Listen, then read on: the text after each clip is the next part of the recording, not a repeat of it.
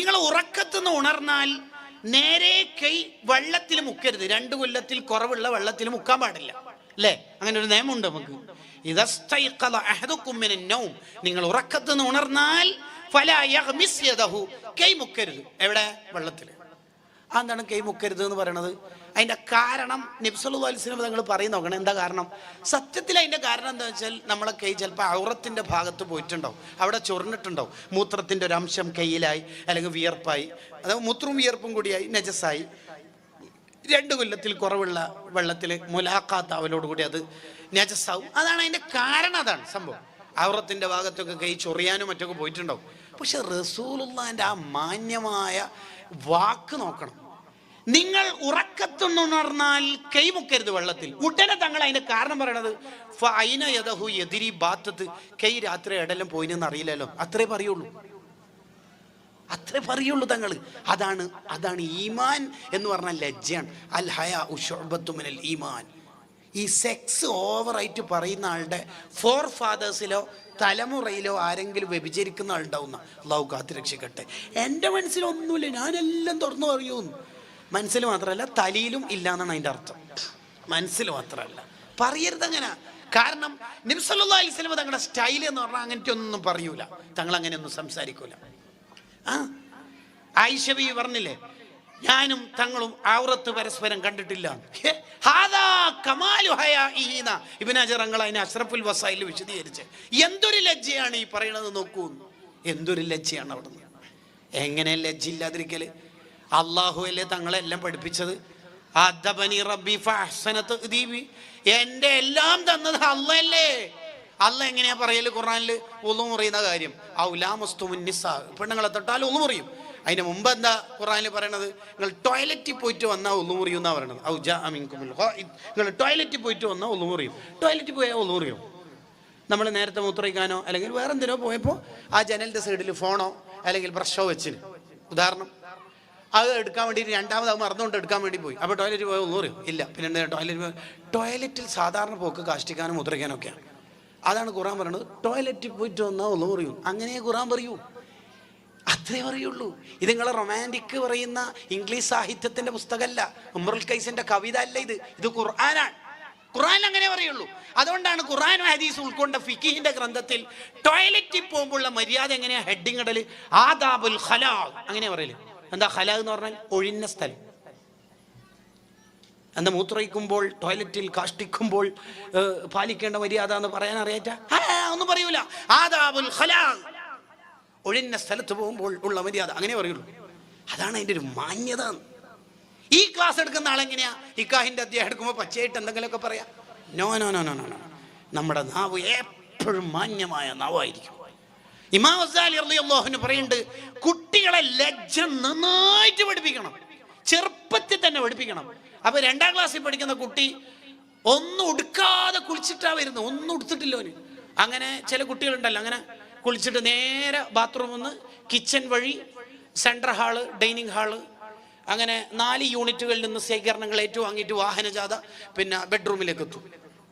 ഓനെ വിളിക്കാം, ഡാ ഇങ്ങോട്ട് വാ. എന്താണ് നാണം പോണല്ലേ, ചിന്തടിക്കോലോ, അനിയനല്ലേ എൻ്റെ കണ്ടിക്ക ഒന്നുണ്ട്. അങ്ങനെ കുട്ടിക്ക് ലജ്ജ പഠിപ്പിക്കണം. തോർത്തെടുത്തിട്ടല്ലേ ബാത്റൂമൊക്കെ ഉണ്ടത്. അതിന് ഉപ്പേനെ തോർത്തെടുക്കാണ്ട കുളിക്കുന്നതെന്ന് മോനിക്കറിയാം. കാരണം ബാത്റൂമിന്റെ ഡോറിന്റെ മേലെ ഉപ്പാന്റെ ലുങ്കിയും തോർത്തും കാണുന്നുണ്ട്. അപ്പൊ ഉപ്പ മനസ്സിലാവില്ല ആ കുരങ്ങനെ അതിൻ്റെ ഉള്ളിൽ നിന്ന് എന്താ ചെയ്തത്. ഉറപ്പല്ലേ?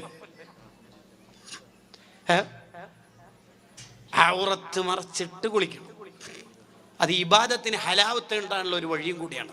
ഇപ്പോൾ അതിലേക്ക് പോകുന്നില്ല. കുട്ടികളെ പഠിപ്പിക്കണം. ഇപ്പൊ 10ാം ക്ലാസ്സിൽ പണ്ട് പഠിപ്പിച്ച കെമിസ്ട്രിയുടെ സാർ അല്ലെങ്കിൽ ഉസ്താദ് ഒരു 4-5 കൊല്ലം കഴിഞ്ഞിട്ട്, അല്ലെങ്കിൽ കല്യാണത്തിന്റെ അന്ന്, ഫാത്തിമ ഹിബാന്റെ കല്യാണത്തിന്റെ അന്ന് സാറോ ഉസ്താദോ ആരോ വന്നു. അപ്പൊ ഉപ്പ വാ, ഇപ്പൊ ഉസ്താദിനെ കാണൽ ഹറാമല്ലേ? ഈ സാറിന് കാണൽ ഹറാമല്ലേ? ഈ കുട്ടീന്റെ ലജ്ജ ആരാ ഇല്ലാതാക്കണത്? ഉപ്പല്ലേ? ഉമ്മ അങ്ങനെ ചെയ്യേണ്ടത്? അങ്ങനെ ചെയ്യാൻ പാടില്ല. ചില ഉപ്പമാരങ്ങനെ ചെയ്യും. വാമോളി എന്നെ പഠിപ്പിച്ച് വേറൊരു നാണം കൂടിയ ആരും നിൽക്കൂലെന്ന്. ലജ്ജനെ നിരുത്സാഹപ്പെടുത്തല്ല വേണ്ടത്, ലജ്ജ പഠിപ്പിക്കണം കുട്ടികൾക്ക്. ഒന്നാമത് ഈ കുട്ടികൾ പഠിക്കാത്തതിൻ്റെ ഒരു പ്രശ്നം എന്താണെന്ന് വെച്ചാൽ, ലജ്ജ പോകുന്നതിൻ്റെ ഒരു പ്രശ്നം, ഉമ്മാനെ കണ്ടു പഠിച്ചിട്ടാണ് കുട്ടികൾ ഹയാവും എല്ലാം പഠിക്കൽ. അല്ലാമ ബാഹ്റമ റളിയല്ലാഹു അൻഹു പറയുന്നുണ്ട്, ഞാൻ ചെറുപ്പത്തിൽ തന്നെ യാസീന് കാണാതെ ഓതാൻ പഠിച്ചത് ഉമ്മ ഓതുന്ന കേട്ടിട്ടാണ്. ഇപ്പൊ ഇവിടുത്തെ ഉമ്മമാര്, ഓരോ ഉമ്മമാരോടും നിങ്ങൾ ചോദിച്ചു നോക്കിയേ, അവര് ബില്ലിന് ഫീസത്ത് മാല ഞാൻ തുടങ്ങിയിടുന്നേ എന്ന നഫീസത്ത് മാലയും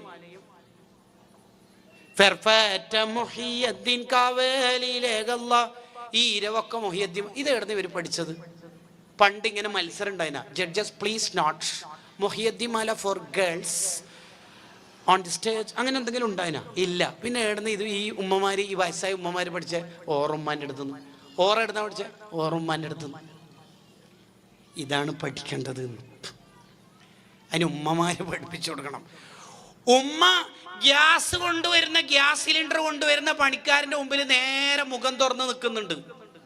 മത്സ്യ വിൽപ്പന നടത്തുന്ന ആ ജോലിക്കാരന്റെ മുമ്പിലും ഉമ്മ നേരെ നിൽക്കുന്നുണ്ട്.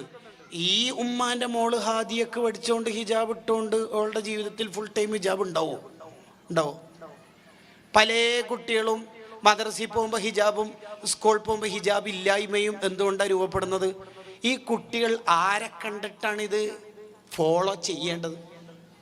കുട്ടികൾ മൊത്തം കോൺഫ്ലിക്റ്റ് അല്ലേ? ആരെ കണ്ടിട്ടാണ് ഇത് പകർത്തേണ്ടത്? ആരെ കണ്ടിട്ടാണ് പകർത്തേണ്ടത്? കുട്ടികൾക്ക് ലജ്ജ പഠിപ്പിക്കണം, ഔറത്ത് മറക്കാൻ, വസ്ത്രം കറക്റ്റ് ധരിക്കാൻ കുട്ടികളെ പ്രോത്സാഹിപ്പിക്കണം. അത് ഇമാം ഗസാലി റളിയല്ലാഹു അൻഹു വിശദീകരിക്കുന്നുണ്ട്. അടുത്തത്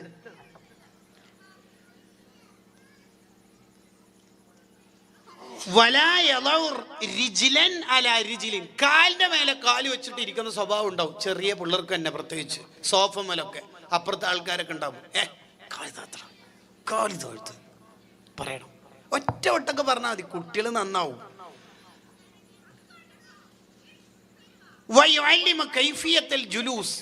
ഇരുത്തത്തിന്റെ മര്യാദ പഠിപ്പിക്കണം കുട്ടികൾക്ക്. ഇരുത്തത്തിന്റെ മര്യാദ മൗലിദിന്റെ സദസ്സിലേക്ക് മറ്റെങ്ങനെ ഇരിക്കും, പറഞ്ഞു കൊടുക്കണം. കുട്ടികൾക്ക് പറഞ്ഞു കൊടുത്താൽ മതി. കുട്ടികളെ, മക്കളല്ലേ, നന്നാവും. ഓവറായിട്ട് സംസാരിക്കുന്ന, ടോക്കറ്റീവ് ഉണ്ടാവും, വായാടിയാവുന്ന സ്വഭാവം ഉണ്ടാവും ചില പിള്ളേർ. ഇങ്ങനെ വർത്താനം പറഞ്ഞുകൊടുക്കും. അത് കുട്ടികളെ നിരുത്സാഹപ്പെടുത്തണം. കാരണം അത് വേണ്ട മോനെ, അത് വളരെ മോശം സ്വഭാവമാണ് എന്ന് കുട്ടികളെ പഠിപ്പിച്ചു കൊടുക്കണം.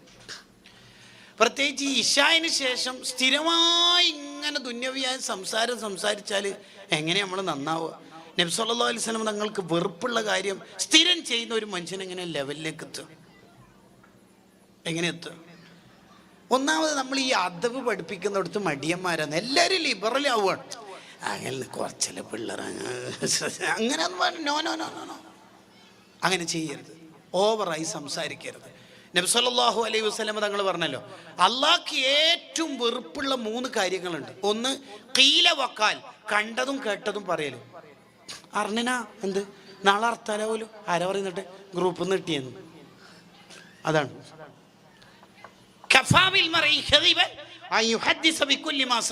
മുസ്ലിമിന്റെ ഹദീസ്. കേട്ടത് മുഴുവൻ പറയൽ തന്നെയാണ് ഒരുത്തൻ കള പറയുന്നവനാവാനുള്ള കാര്യം. പറയരുത്. പ്രത്യേകിച്ച് ദീനി കാര്യം അറിയാണ്ട് പറയരുത്, ഹറാമാണ്. ഇങ്ങനെ ഉണ്ടാവും. എല്ലാവരും ഇപ്പം മുഫ്തിമാരാന്നല്ല, മൊത്തം മുഫ്തിമാരാണ്. ഇന്ന സ്വലാത്തില്ലാൽ 48 ലക്ഷം കൂലി ഷെയർ ചെയ്യുക, അത്ഭുതം കാണും. എന്ത് കാണും? 2 GB തീരും. വേറെന്ത് കാണില്ല? എനിക്കറിയോ ആ സ്വലാത്തിന് ഇത്ര കൂലി ഉണ്ട്? അല്ല പറയുന്നിട്ടാണ് ഉസ്താദ്, ഇല്ലെങ്കിൽ തന്നെ നല്ലല്ലേ. കള പറഞ്ഞിട്ടാണോ ഇസ്ലാം പ്രചരിപ്പിക്കല്? പറയരുത്. അറിയാത്തൊന്നും പറയാൻ പാടില്ല. നവവി ഇമാം റഹിമഹുല്ലാ അത് വളരെ ഗൗരവത്തിൽ പറയുന്നുണ്ട്.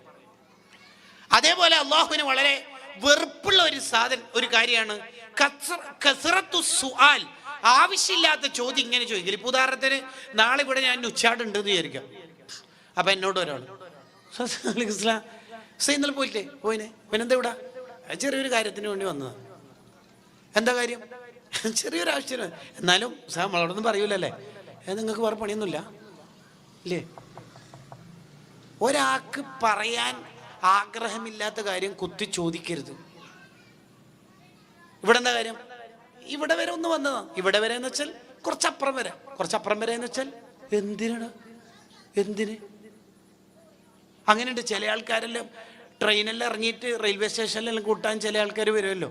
അവരുടെ ചോദ്യമെല്ലാം കേട്ടാൽ ചിലപ്പോൾ നമുക്കെല്ലാം തോന്നലുണ്ട് വയലിന് നടന്നിട്ട് പോയാൽ മതിയേനോ. എന്തെല്ലാം ചോദിക്കൽ റഹ്മാൻ, എത്തപ്പോൾ ചോദ്യം. ഗൾഫുകാർ വന്നപാട് കേൾക്കുന്ന ഒരു ചോദ്യം, എപ്പാ പോക്ക്.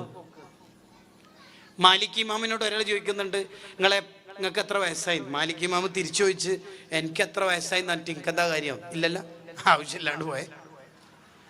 നമ്മളെപ്പോൾ ശ്രദ്ധിക്കണം, ആരോടായാലും അവരുടെ സമയം കളയരുത്. ചിലപ്പോൾ നമുക്കുള്ളൊരു സൂക്കട വെച്ചാൽ ഒരു വലിയ ഉസ്താദോ അതിഥിയോ തങ്ങളോ ഒരു സ്ഥലത്ത് വന്ന് സോഫ മേലാറ്റിരിക്കുന്നുണ്ടോ, അപ്പോൾ നമ്മൾ വെറുതെ അടുത്ത് വെച്ചാൽ എന്താ നേരത്തെ എത്തിയ ഭക്ഷണം കഴിച്ചാൽ നമുക്ക് തന്നെ അറിയാം ഭക്ഷണം കഴിച്ചിന് നേരെ എത്ര മണിക്ക് എത്തിയെന്നല്ല നമുക്കറിയാം. എന്നാലും ഭക്ഷണം കഴിച്ചാൽ വേറെ റാത്തന്നല്ല നമ്മളെല്ലാം ഓർമ്മ ഉണ്ടാ ഇല്ല എന്ന് പറഞ്ഞ് നീ കുടുങ്ങിയില്ല. എന്തിനാ മോനെ വെറുതെ ചോദിക്കാൻ നിൽക്കുന്നു? എന്തിനാ സൈൻ എന്നെ ഓർമ്മ ഉണ്ടാ? എന്തിനാ വെറുതെ ചോദിക്കാൻ നിൽക്കുന്നത്? ആവശ്യമില്ലാത്ത ഒരു ചോദ്യം അവൻ ചോദിക്കരുത്. ബൈനു ഇസ്രായേലുകാർ കുടുക്കിയത് അങ്ങനെയാണ്, ചെയ്യരുത്. ആവശ്യമില്ലാത്ത ചോദ്യം ചോദിക്കും. അങ്ങനെയുണ്ട് ചില സ്ഥാപനത്തിൻ്റെ ഒക്കെ കിസ്സൊക്കെ അങ്ങനെ പരിപാടി കാണാം. ഖദീജ ബീവിയുടെ മൂത്തമാരെ മോൻ്റെ പേരെന്താന്നാലും ചോദിക്കും. കിസ്സേ ഒരാവശ്യം ഉണ്ടാവില്ല. എന്താ അതിനെ കൊണ്ടൊക്കെ ഉപകാരം? ചോദിക്കരുത്. മനസ്സ് വേദനിപ്പിക്കുന്ന ചോദിക്കരുത്. ചിലപ്പോൾ അവർക്ക് ശമ്പളം പറയാൻ മടിയുണ്ടാവും. എന്താ ചോദിക്കുന്നത്? ചോദിക്കരുത്. ഒന്നും അങ്ങനത്തെ ഒന്നും ചോദിക്കരുത്. ഇപ്പൊ ചിലപ്പം ചില ഉസ്താദുമാര് നമുക്കൊരു ഗൗരവപ്പെട്ട ആളായിട്ട് തോന്നും. അങ്ങനെ തോന്നല്, മൂപ്പറൊന്നും നമ്മളോട് മിണ്ടിയില്ല, കുറേ സമയം ഒന്നിച്ച് ട്രെയിനിലുണ്ടായിരുന്നു, കാറിലുണ്ടായിരുന്നു, ഒന്നും മിണ്ടിയില്ല. എന്നിട്ട് പിറ്റേന്ന് ഫേസ്ബുക്കിൽ ഇടുകയും ചെയ്യും. എന്തൊരു കഷ്ടം എന്ന് പറയണ്ടേ. ഇമാം ഗസാലി റളിയല്ലാഹു അൻഹുവിന്റെ കൂടെ ഒരാൾ യാത്ര ചെയ്തു. എത്ര? 3 മാസം. എവിടെ? ട്രെയിനിലാ? കാറിലാ? അല്ല, കുതിരപ്പുറത്ത്. ഇങ്ങനെ ഒട്ടിച്ചേർന്ന് നിന്നിട്ട് ഇങ്ങനെ യാത്ര ചെയ്തു. ഒട്ടിച്ചേർന്ന് നിന്നിട്ട് യാത്ര ചെയ്തു. എത്ര കാലം? 3 മാസം. ദിക്റും സ്വലാത്തും ഖൈറും ഇൽമും തന്നെ വായിൽ. ആരുടെ? ഗസാലി ഇമാമിന്. ഇയാളോടൊന്നും വേണ്ടിയിട്ടൊന്നുമില്ല. 3 മാസം കഴിഞ്ഞിട്ട് ഗസാലി ഇമാമ് ലക്ഷ്യസ്ഥാനത്തേക്ക് എത്തി. കുറേ സ്ഥലത്ത് പോകാനുണ്ടായി, എത്തി. എന്നിട്ട് ഇയാളോട് ചോദിച്ചു, നിങ്ങളെ നാടെവിടെ? ഡമസ്കസ്. ആ, നല്ല നാട്. ഇയാൾ പറയുന്നുണ്ട്, യാത്ര ചെയ്ത ആൾ പറയുന്നുണ്ട്, ഇതല്ലാത്തൊരു വർത്താനം ഗസാലി ഇമാം പറഞ്ഞിട്ടില്ല. എന്തിനാ സമയം കളയേണ്ട ആവശ്യം? നമ്മളൊക്കെ ആരുടെയും സമയം കളയരുത്. നമ്മളും ഓവറായി സംസാരിക്കരുത്. കാരണം നബി സല്ലല്ലാഹു അലൈഹി വസല്ലം തങ്ങൾ പറയുന്നുണ്ട്, വ ഇന്ന അബ്അദകും ഇലയ്യ, എനിക്ക് നിങ്ങളിൽ ഏറ്റവും വെറുപ്പുള്ള ആള്, വ അബ്അദകും മിന്നി മജ്ലിസൻ യൗമൽ ഖിയാമ, ആഖിറത്തിൽ എന്നോട് ഏറ്റവും ദൂരത്തുള്ള ആള് അസ്സർസാറൂൻ, സർസാർ എന്ന് പറയുന്നവരാണ്. തിർമിദി ഇമാം സർസാറിന്റെ വിശദീകരണം അൽ കസീറുൽ കലാം, ഹുവൽ കസീറുൽ കലാം, ഓവറായി സംസാരിക്കുന്ന ആൾ, ടോക്കറ്റീവ്, തുരുതുരോ വർത്താനം പറയാം. അങ്ങനത്തെ ആളാവരുത്. കുട്ടികളെയും ഓവർ ആവശ്യമില്ലാത്ത കാര്യം ഇങ്ങനെ പടപടാ പറയുന്നത് നിരുത്സാഹപ്പെടുത്തണം. ഇനി അടുത്തത്, വയുംനഉ മിനൽ ഹലിഫി റഅ്സൻ സ്വാദിഖൻ കാന ഔ കാദിബൻ, സത്യം ചെയ്യുന്ന സ്വഭാവം. ബാക്കിയും കൂടി ഈ വാർത്ത വായിക്കാം. ഹത്താ ലാ യഅ്താദു ദാലിക ഫി സിഗരി, ചെറുപ്പത്തിൽ തന്നെ ആ സ്വഭാവം നിരുത്സാഹപ്പെടുത്തണം. വല്ലാഹി സത്യം, ഞാൻ സത്യമായിട്ട് നിസ്കരിച്ചിട്ടാ വരുന്നത്, കാല് നോക്കും. അതൊന്നും സത്യം ചെയ്യാൻ പറയരുത്. അത് കള്ള സത്യമായാലും നിസ്കരിച്ചിട്ട് തന്നെ വരുന്നത്, എന്നാലും സത്യം ചെയ്യിപ്പിക്കരുത്. ഇമാം ഷാഫി റളിയല്ലാഹു പറയണ്ടല്ലോ, ഞാൻ ചെറിയ പ്രായം മുതലേ ഈ സത്യം ചെയ്ത സ്വഭാവം ഇല്ല. അള്ളാഹിനെ ഇങ്ങനെ സത്യം ചെയ്യാനുള്ള നാട്ടക്കുറ്റിയാക്കരുത് എന്ന് ഖുർആനിൽ പറയുന്നുണ്ട്. അള്ളാഹിനെ വെച്ചിട്ടല്ലേ ഈ വർത്താനം പറ. വല്ലാഹി ഒരു ഗൗരവപ്പെട്ട കാര്യമല്ലേ അത്. കുട്ടികളിൽ അതുണ്ടാവരുത്. സത്യം പറയും വല്ലാഹി. ഉപ്പേനെ ചോദിക്കുന്നുണ്ടെങ്കിൽ എങ്ങനെയാ കുട്ടി നന്നാവുക? കുട്ടികൾക്ക് അത് നിരുത്സാഹപ്പെടുത്തി കൊടുക്കണം. അതാണ് അടുത്തത്. മഹാൻ തുടരുകയാണ്,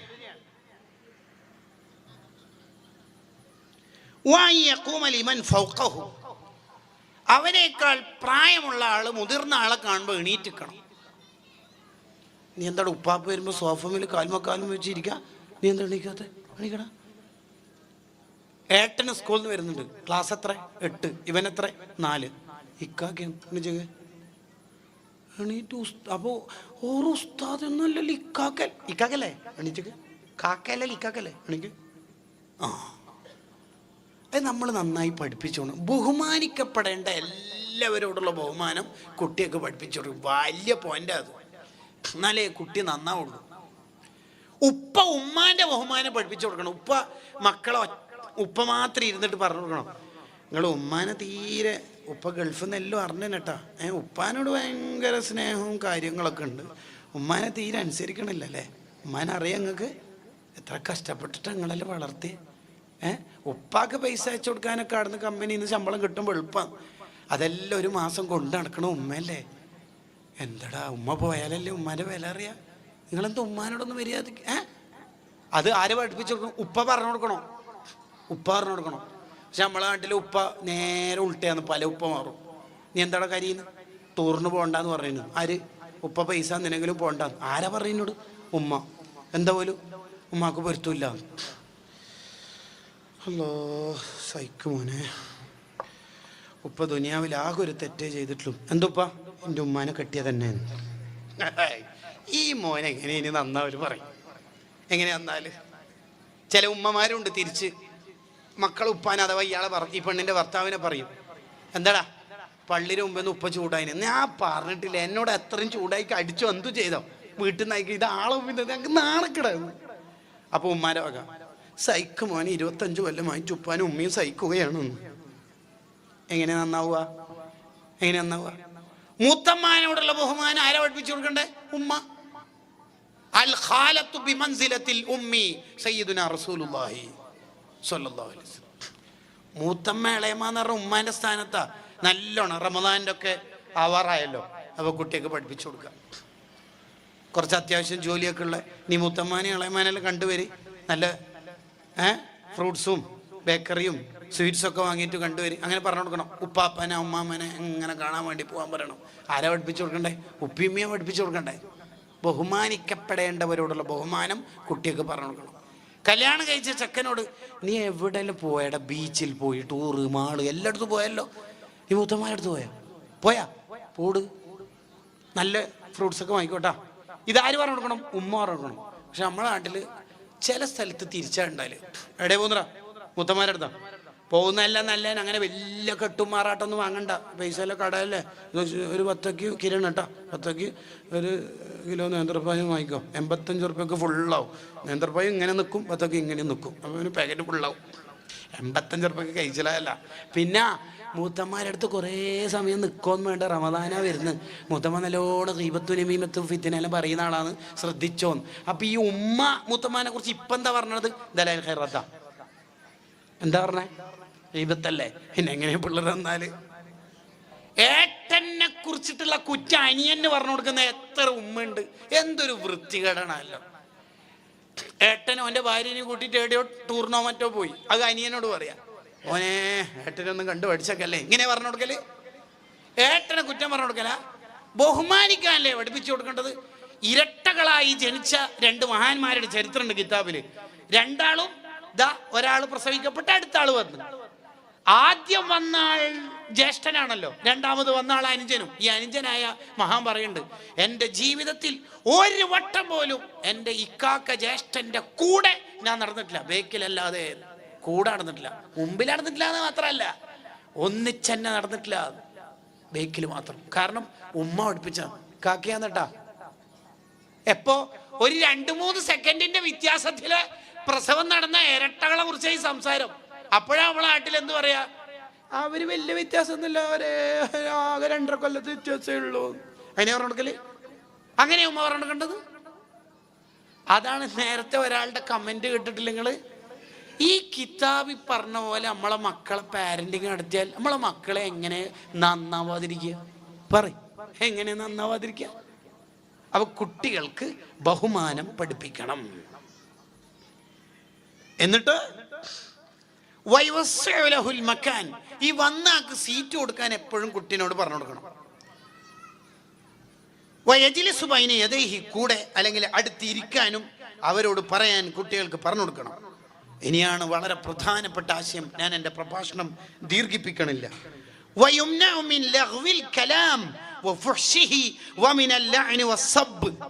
അസഭ്യവാക്കുകൾ, ചീത്ത വാക്കുകൾ, ചീത്ത വിളി, ഇതെങ്ങാനും ഒരു വട്ടം കുട്ടിയിൽ നിന്ന് വന്നാൽ ബ്ലോക്ക് ചെയ്യണം. എവിടുന്നാ ഇത് പഠിച്ചേക്കുന്നത്? എന്താണ് നീ പറഞ്ഞത്? നന്നായി ഗൗരവത്തിൽ അതിനെ കാണണം.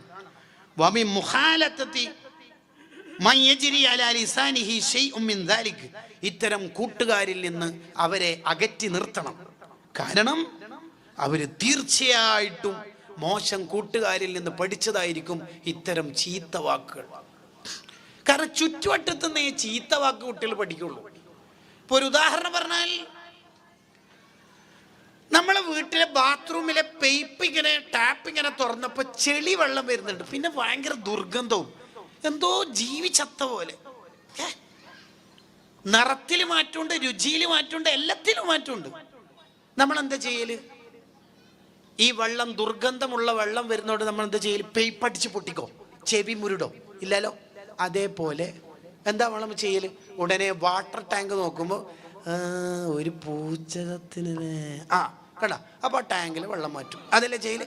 അതേപോലെ നമ്മളെ പിള്ളേർ ചീത്ത വിളിക്കുന്നുണ്ടെങ്കിൽ നേരെ സ്കൂളിലെ സാറോ മദർസയിലെ ഉസ്താദോ ചെവി മുരുടിയിട്ട് ഓനെ വേദനിപ്പിക്കുന്നതിന് പകരം ഈ പൈപ്പിൽ നിന്ന് വന്ന ദുർഗന്ധം എവിടുന്നാന്ന് നോക്കുക. വാട്ടർ ടാങ്ക് ഉപ്പിയും ഈ പൊരിഞ്ഞ തെറി വിളിക്കുന്ന നോക്കുന്നുണ്ടെങ്കിൽ ടാങ്ക് മാറ്റാൻ ഉപദേശിക്കുക.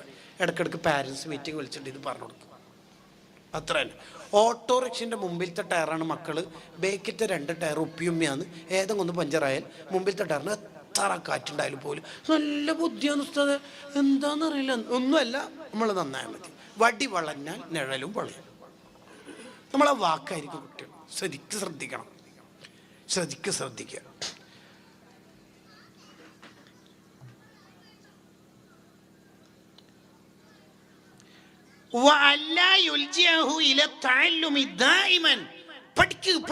പഠിക്കുക എന്ന് പറഞ്ഞിട്ട് ഇങ്ങനെ കുട്ടികളെ കരിയർ പ്രഷർ നടത്തും ചില രക്ഷിതാക്കൾ.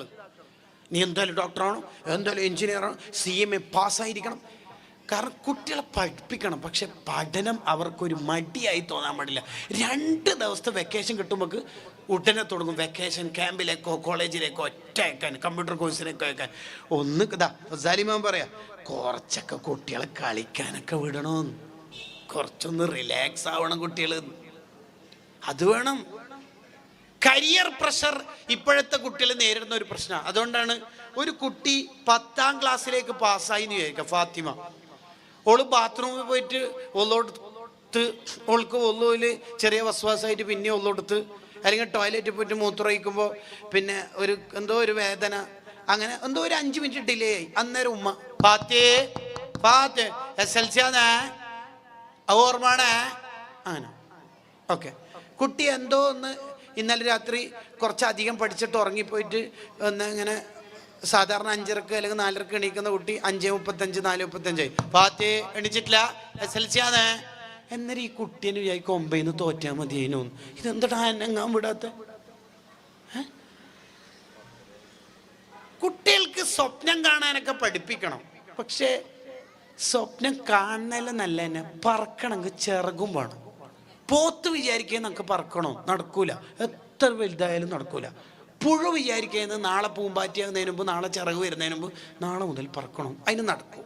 കാരണം 45 ലക്ഷം അഡ്മിഷൻ തന്നെ കൊടുക്കേണ്ട കോഴ്സിൽ ഈ ദാരിദ്ര്യത്തിൽ ജീവിക്കുന്ന കുടുംബം ഓൻ അങ്ങനെ പറഞ്ഞാൽ എങ്ങനെ ഉണ്ടായാലും ഓനിക്ക് മര്യാദ അറബി അക്ഷരം തന്നെ വായിക്കാൻ കഴിയാത്ത ഒരുത്തനെ ഇഫ്ലു ഖുർആനിൽ ചേർത്താൽ എങ്ങനെ ഉണ്ടാവും? SLCക്ക് തന്നെ എങ്ങനെയോ കഷ്ടി ജയിച്ച ഒരുത്തനെ പിടിച്ച് സയൻസിൽ തള്ളിയിട്ടാൽ എങ്ങനെ ഉണ്ടാവും? ഓരോരുത്തരുടെ കരിയർ എന്ന് പറഞ്ഞാൽ അവരുടെ കൊക്കിന് ഒതുങ്ങുന്നത് മാത്രമാകുക. അവരെ പഠിപ്പിച്ചിട്ട് അവർക്ക് പഠനം ഒരു മടുപ്പുണ്ടാകാൻ പാടില്ല. ഞാൻ എൻ്റെ വിഷയം അവസാനിപ്പിക്കുകയാണ്. അള്ളാഹു നമ്മുടെ മജ്‌ലിസ് സ്വീകരിക്കുമാറാവട്ടെ. ഇനിയും കുറേ പറയാനുണ്ട്. നിങ്ങൾ ദീർഘമായ പഠനത്തിന് ഇമാം ഗസാലി റളിയല്ലാഹു ഇഹ്യാ ഉലൂമുദ്ദീൻ, ഇബ്നു ഹജർ അൽ ഹൈതമി റളിയല്ലാഹു അൻഹുവിൻ്റെ തഹ്രീറുൽ മഖാൽ എന്നീ ഗ്രന്ഥങ്ങൾ നോക്കിയാൽ മതി. ഈ വിഷയത്തിൽ ഖലമുൽ ഇസ്ലാം കോടമ്പുഴ ഉസ്താദിന് ആലമുൽ ഔലാദ് എന്ന് പറയുന്ന ഒരു കിതാബുണ്ട്. അള്ളാഹു ഉസ്താദിന് നല്ല ആഫിയത്തുള്ള ദീർഘായുസ് നൽകുമാറാവട്ടെ. ചെറിയൊരു ചരിത്രം ബറക്കത്തിന് വേണ്ടി പറഞ്ഞ് ഞാൻ എൻ്റെ സംസാരം അവസാനിപ്പിക്കാം. ബറാഅത്ത് രാവാണ് വരുന്നത്. റമദാനാണ് നമ്മൾക്ക് ഇനി വരാനുള്ളത്. നന്നായി തൗബ ചെയ്ത് ശുദ്ധിയായിട്ട് വേണം റമദാനിനെ സ്വീകരിക്കാൻ. റമദാൻ എങ്ങാനും നമുക്ക് എതിര് സാക്ഷി എന്നാൽ പിന്നെ ആരും ഉണ്ടാവില്ല ആഖിറത്തിൽ. റമദാൻ നമുക്ക് അള്ളാഹു തരുന്ന തന്നെ നമ്മൾ നന്നാവാൻ വേണ്ടിയിട്ടാണ്. ഈ തെറ്റെല്ലാം ചെയ്ത് നടന്നിട്ടും നമ്മളോടുള്ള ഇഷ്ടത്തിൻ്റെ ഒരു അടയാളമാണ് റമദാൻ നമുക്ക് നൽകുക എന്നുള്ളത്.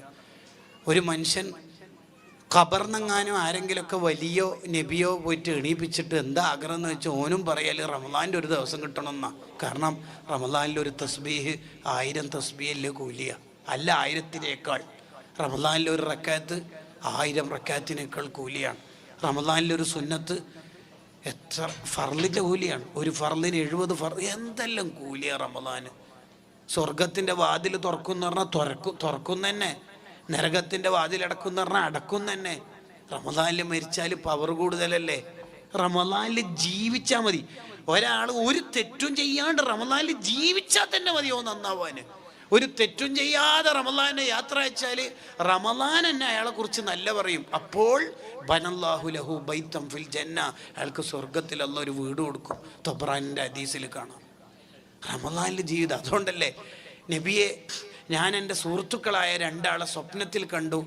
ഒരാൾ ഷഹീദായ ആളാണ്, മറ്റേയാൾ സാധാ പോലെ മരണം വരിച്ച ആളാണ്. മറ്റേയാൾ പിറ്റത്തെ കൊല്ലമാണ് വഫാത്താവണത്, ഇയാൾ തലേത്തെ കൊല്ലം ഷഹീദായി വഫാത്തായ ആളാണ്. അപ്പം ഞാൻ സ്വപ്നം കണ്ടപ്പോൾ തന്നെ എനിക്ക് തോന്നി ഷഹീദായ ആളായിരിക്കും ഫസ്റ്റ് സ്വർഗത്തിലെത്താൻ. പക്ഷേ 2ാമത്തെ കൊല്ലം സാധാ പോലെ മരണം വരിച്ച ആളാണ് ആദ്യം സ്വർഗത്തിലെത്തിയത്. അത് കണ്ടപ്പോൾ എനിക്കൊരു അത്ഭുതം. എന്താണ് നബി അതിൻ്റെ കാരണം? അതിന് തങ്ങൾ പറഞ്ഞ കാരണം എന്താ? മൂപ്പര് 1 കൊല്ലം അധികം ജീവിച്ചിട്ടില്ലേ, അപ്പോൾ ഒരു റമദാൻ എക്സ്ട്രാ കിട്ടിയില്ലേ, അതെന്നെ മതി. ഒരു റമദാൻ ജീവിതത്തിൽ കിട്ടൽ വലിയ നിഅമത്താണ്. അതിന് നമ്മൾ നേരത്തെ തന്നെ ശുദ്ധിയാവണം, എല്ലാ തെറ്റും പൊറുപ്പിക്കണം. അതിനാണ് റജബും ശഅബാനൊക്കെ നമുക്ക് അള്ളാഹു തന്നത്. ബറാത്ത് രാവാണ് വരുന്നത്. എല്ലാ തെറ്റും അള്ളാഹ് പുറത്തു തരും ആ രാത്രി. ആ രാത്രിയാണ് പ്രധാനപ്പെട്ട കാര്യങ്ങളൊക്കെ അള്ളാഹു തീരുമാനിക്കുന്നത്. മഹാന്മാരൊക്കെ പൊട്ടി കരഞ്ഞ ദുആ ചെയ്ത രാത്രിയാണ് ബറാത്ത് രാത്രി എന്ന് പറഞ്ഞാൽ. ആ രാത്രി ഫീഹാ യുഫ്രഖു കുല്ലു അംരിൻ ഹക്കീം, പ്രധാന കാര്യങ്ങളൊക്കെ തീരുമാനിക്കുന്ന രാത്രിയാണ് ആ രാത്രി. മഹാന്മാർ പഠിപ്പിച്ചെന്ന ആ ചര്യകളും യാസീനൊക്കെ നമ്മൾ പതിവായി നമ്മളെ നാട്ടിൽ കൊണ്ടുവരുന്ന ആ ചര്യ, നമ്മളെ നാട്ടിൽ ഉള്ള ആ ഒരു അദബായ രീതി നമ്മളും കൊണ്ട് നടക്കണം. ആരെങ്കിലുമൊക്കെ അതിനെ എതിർക്കുമ്പോൾ അതിൻ്റെ ബേക്കിലൊന്നും പോകണ്ട. നമ്മുടെ തെറ്റുകുറ്റങ്ങളൊക്കെ പൊറുപ്പിച്ച് നല്ലവരായി ജീവിച്ച് നല്ലവരായി മരിക്കാൻ അള്ളാഹു നമുക്ക് തൗഫീഖ് നൽകട്ടെ. ചെറിയൊരു ചരിത്രം ബർക്കത്തിന് വേണ്ടി പറഞ്ഞ് ഞാൻ അവസാനിപ്പിക്കാം. വഫയാത്തുൽ അയാനിലും മറ്റു പല ഗ്രന്ഥങ്ങളിലും ഈ ചരിത്രമുണ്ട്. ഫറൂഖ് എന്ന് പേരുള്ള ഒരാൾ തൻ്റെ ഭാര്യയോട് പറയാണ്, ഈ ഗർഭിണിയാണല്ലോ, ഞാൻ വീട്ടിൽ നിന്ന് യാത്ര പോവുകയാണ്. ഈ ചരിത്രം എനിക്ക് പറഞ്ഞത് കൻസുൽ ഉലമ ചിത്താരി ഉസ്താദാണ്. അള്ളാഹു അവിടുത്തെ ദർജ വർദ്ധിപ്പിക്കട്ടെ. അവിടുന്ന് ചരിത്രത്തിൽ അപാര കഴിവാണ് ചിത്താരി ഉസ്താദിന്. അപാര കഴിവെന്ന് പറഞ്ഞാൽ ബുഖാരിയൊക്കെ ഉസ്താദിൻ്റെ അടുത്താണ് നമ്മൾ ഓതിയത്. തസ്രീഹുൽ മന്തിക്ക് മുതൽ ബുഖാരി വരെ 7 കൊല്ലം ഉസ്താദിൻ്റെ അടുത്ത് ഓതാൻ നമ്മുടെ ബാച്ചിന് തൗഫീഖ് കിട്ടിയിട്ടുണ്ട്. ഉസ്താദ് ഒരു ഹദീസ് വായിക്കുമ്പോൾ അൻ അബീ ഹുറൈറത്ത റളിയല്ലാഹു അൻഹു എന്ന് വായിച്ചാൽ പിന്നെ അബൂ ഹുറൈറങ്ങളെ കുറിച്ചിട്ടൊരു വിവരണമുണ്ട്. അത് കേട്ടാൽ വിചാരിക്കും ചിത്താരി ഉസ്താദ് അബൂ ഹുറൈറങ്ങൾ ഒന്നിച്ചാട്ടാ പഠിച്ചിന്. അത്രയും ഡീറ്റെയിൽ ആയിട്ട് ചരിത്രം പറയും. അൻ ഇബ്നു മസ്ഊദ് റളിയല്ലാഹു അൻഹു, പിന്നെ തുടങ്ങും ഇബ്നു മസ്ഊദ് തങ്ങളെ കുറിച്ചിട്ട്. ബുഖാരിയുടെ ഒരു ഹെഡിങ് വായിച്ചാൽ ചിലപ്പോൾ 1 മണിക്കൂറൊക്കെ ആ ഹെഡിങ് വിശദീകരിക്കും. അത് 4-5 ഷറഹ് ഫത്തുൽ ബാരിയും ഇനി ഉംദത്തുൽ കാരി ഇർഷാദു സാരിയും എല്ലാ ഫൈല് ഏത് ഷറ എടുത്തു നോക്കിയാലും ഉസ്താദ് പറഞ്ഞത് ഫുള്ള് കിട്ടുകയും ചെയ്യില്ല. അപാര കഴിവാണ് ഉസ്താദിൻ്റെത്. ഉസ്താദ് പറഞ്ഞെന്നൊരു ചരിത്രമാണിത്. പിന്നീട് കിതാബിൽ കണ്ടു. ഇത് ഫറൂഖ് എന്ന് പറയുന്ന ആള് തൻ്റെ ഭാര്യയോട് പറഞ്ഞു, ഈ ഗർഭിണിയാണല്ലോ, പ്രസവിച്ചാലേ കുട്ടീനെ നന്നായി ഇൽമു പഠിപ്പിക്കണം. അതിന് 30,000 ദിർഹം വെള്ളി ഭാര്യൻ്റെ കയ്യിൽ കൊടുത്തു. ഫറൂഖ് യാത്ര പുറപ്പെട്ടു. നീണ്ട കാലത്തിന് ശേഷം, ഏകദേശം 27 കൊല്ലത്തിന് ശേഷം ഫറൂഖ് വീട്ടിലേക്ക് തിരിച്ചു വന്നു. അത്രയും നീണ്ട കാലത്തിന് ശേഷം. എന്നിട്ട് വാതിൽ മുട്ടി. ചെറുപ്പക്കാരനായ ഒരാൾ പുറത്തേക്ക് വന്നിട്ട് ചോദിച്ചു, എന്താ നമ്മളെ വീട്ടിൽ കാര്യം? നമ്മളെ വീട്ടിലോ? എൻ്റെ വീടാണ് ഇത്. എന്നിട്ട് നിങ്ങൾ അതിക്രമിച്ച് കയറിയിട്ട് നിങ്ങളെ വീടെന്ന് അവകാശവാദം ഉന്നയിക്കണത്? എവിടുന്നോ ഒരാൾ ഇങ്ങോട്ടേക്ക് വന്നിട്ട് നിങ്ങളെ വീട് എന്ന് പറഞ്ഞാൽ നമ്മളെങ്ങനെ വിശ്വസിക്കുക? വാക്ക് തർക്കമായി. നാട്ടുകാർ ഒരുമിച്ച് കൂടി പ്രശ്നമാവോ എന്നുള്ള ഒരു അന്തരീക്ഷത്തിലേക്ക് എത്തി. അപ്പോഴാണ് ഉള്ളിൽ നിന്നൊരു സ്ത്രീയുടെ ശബ്ദം, നാട്ടുകാർ നിങ്ങൾ പോയിക്കോളി, ഈ വന്ന ആള് എൻ്റെ ഭർത്താവാണ്, 27 കൊല്ലം മുമ്പ് ഒരു യാത്ര പോയതാണ് കച്ചവടം മറ്റൊക്കെ ആവശ്യമായിട്ട്. അന്ന് ഞാൻ ഗർഭിണിയായിരുന്നു. പിറ്റത്തെ കൊല്ലം പ്രസവിച്ച മോനാണ് ഇത്. ഇപ്പം 26 വയസ്സുള്ള മോനാ. ഇത് മോനാന്ന് ഉപ്പാക്കും ഉപ്പായാണെന്ന് മോനിക്കും അറിയാത്തോണ്ടാണ് ഇവർ ഈ തർക്കിക്കണത്. ഇത് കേട്ടപ്പം നാട്ടുകാർ പോയി ഉപ്പിയും മോനും കെട്ടിപ്പിടിച്ച് പൊരുത്തപ്പിടിച്ച് ഫറൂഖ് എന്ന ഉപ്പ വീട്ടിൻ്റെ ഉള്ളിലേക്ക് കയറി, മോന് പുറത്തേക്കും പോയി. വീട്ടിൻ്റെ ഉള്ളിൽ കയറിയ ഫറൂഖ് ഭാര്യയോട് ചോദിച്ചു, ഞാൻ കാലങ്ങൾക്ക് മുമ്പ് ഇവിടുന്ന് പോകുമ്പോൾ 30,000 ദിർഹം തന്ന ഓർമ്മയില്ലേ? ഉണ്ട്. അതെവിടെ വെച്ചത്? അതൊക്കെ വെക്കേണ്ടത് വെച്ചിന് മനുഷ്യൻ കയറി വന്നപാടന്നെ അതാ ചോദിക്കണത്. അത് മദീനത്തെ പള്ളിയല്ലേ അടുത്തുള്ളത്, അവിടെ പോയി ഇവിടുന്ന് ഒന്ന് ഫ്രഷായി അവിടെ ഒന്ന് നിസ്കരിച്ചിട്ടൊക്കെ വരും, എന്നിട്ട് നമുക്ക് 30,000 ഒക്കെ കാര്യം ഡീറ്റെയിൽ ആയിട്ട് സംസാരിക്കാം. ഫറൂഖ് ഫ്രഷായിട്ട് വീട്ടിൽ നിന്ന് പള്ളിയിലേക്ക് പോയി. പള്ളിയിലാണെങ്കിൽ ധാരാളം ആലിമീങ്ങൾ പങ്കെടുക്കുന്ന പണ്ഡിത ദർസ് നടക്കണം. പണ്ഡിത ദർസ് നടക്കുമല്ലോ, വലിയ ദർസ്. ആ ദർസിൽ മാലിക് ഇമാമൊക്കെ ശിഷ്യൻ, ഇമാം മാലിക് റളിയല്ലാഹു അൻഹു ശിഷ്യൻ. അപ്പൊ ഉസ്താദ് ആരായിരിക്കും? റഹ്മാനെ. ഫറൂഖ് ഇങ്ങനെ നോക്കുമ്പോ ആ മുദരിസ് ഉസ്താദ് ഇങ്ങനെ തല കുനിച്ചോണ്ടിരിക്കുകയാണ്. ഇതെന്നാ നമ്മൾ നോക്കുമ്പോൾ മൂപ്പര് തല കുനിക്കണത്. കുറച്ചുകൂടെ അടുത്തു പോയിട്ട് നോക്കുമ്പോൾ നേരത്തെ ഭാര്യ പരിചയപ്പെടുത്തി തന്ന മോനാണ് ആയിരക്കണക്കിന് ആലിമീങ്ങൾക്ക് ദർസ് നടത്തുന്നത്. കരയേ വേണ്ടത് ചിരിക്കേ വേണ്ടത്. ഇത് കണ്ടിട്ട് മനസ്സിൽ മുഴുവൻ സന്തോഷം. ഫറൂഖ് നേരെ വീട്ടിലേക്ക് തിരിച്ചുപോയി. എന്നിട്ട് ഭാര്യയോട് പറഞ്ഞ, അത്ഭുതമാണ് കണ്ടത് മോളെ. എൻ്റെ മാലിക് ഇമാം റഹിമുള്ള അടക്കമുള്ള വലിയ വലിയ മഹാന്മാർക്ക് എൻ്റെ മോന് ദർസ് നടത്തി കൊടുക്കുക എന്നാണ്. ആരാണ് ആ മോന്? റബീഅത്തു റളിയല്ലാഹു അൻഹു എന്ന ലോക പ്രശസ്ത പണ്ഡിതനാണ്. അന്നേരം ഈ ഭാര്യ അഥവാ ഫറൂഖിൻ്റെ ഭാര്യ റബീഅത്തു റളിയല്ലാഹുവിൻ്റെ ഉമ്മ പറയാ, നിങ്ങൾ തന്ന 30,000 ഞാൻ അതിനെന്നെയാണ് ചെലവഴിച്ചത്. ആരെ സൃഷ്ടിക്കാനെ? ഷാഫി ഇമാമാരാ? മാലിക് ഇമാമിൻ്റെ ശിഷ്യൻ അല്ലേ? അഹ്മദ് ബിൻ ഹംബൽ റളിയല്ലാഹുവിൻ്റെ ഉസ്താദാണ് ഷാഫി ഇമാം. ഷാഫി ഇമാമിൻ്റെ ഉസ്താദാണ് മാലിക് ഇമാം റളിയല്ലാഹു അൻഹു. മാലിക് ഇമാമിൻ്റെ ഉസ്താദാണ് റബീഅത്തു റളിയല്ലാഹു അൻഹു. ആ റബീഅത്തുകളെ വീട്ടിൻ്റെ അകത്തളത്തിൽ ഇരുന്നു കൊണ്ട് ലോകം നിയന്ത്രിക്കുന്ന ഒരു പണ്ഡിതനെ സൃഷ്ടിച്ച ഉമ്മാൻ്റെ ചരിത്രം ഇപ്പം പറഞ്ഞത്. ഉമ്മമാരെ നമുക്ക് കഴിയണം. നമ്മളൊക്കെ ഖബറിലെത്തുമ്പോൾ നമുക്ക് ദ്വാരക്കുന്ന കുറേ ആലിമീങ്ങളായ മക്കളും പേരക്കുട്ടികളൊക്കെ ഉണ്ടാവണം. അതിന് നന്നായി മക്കളെ പഠിപ്പിക്കണം, ദീൻ നന്നായി പഠിപ്പിക്കണം. നമ്മളൊരു മോന് സഖാഫി ആയാൽ നമ്മൾ ഇന്നല്ലെങ്കിൽ നാളെ അല്ലെങ്കിൽ എപ്പോഴാണോ മരിക്കണത് ആ കാലമാകുമ്പോൾ ആ മോൻ്റെ ബാച്ചിലുള്ള 19 സഖാഫിമാരായ മുദരിസുമാർ വന്നിട്ട് അതിൽ 4 ആലിമീങ്ങളെ തോളത്ത് ഈ ഉപ്പയായ നമ്മുടെ ഉമ്മയായ നമ്മുടെ മയ്യത്ത് കട്ടിൽ ചുമന്നു കൊണ്ടുപോകുന്ന യാത്രയപ്പിൻ്റെ ഒരു സൗന്ദര്യം ആലോചിച്ച് നോക്കി. വെള്ളപ്പട്ടാളക്കാരുടെ ചുമലിൽ യാത്ര ആലോചിച്ച് നോക്കി. ആ യാത്രയപ്പിൻ്റെ സന്തോഷം എന്തായിരിക്കും സന്തോഷം? അങ്ങനെ ആവണം. നമ്മളെ പിള്ളേർ മുടി നീട്ടിയ ഏതെങ്കിലും ഒരു കോലക്കേടിൻ്റെ ആളാവരുത്.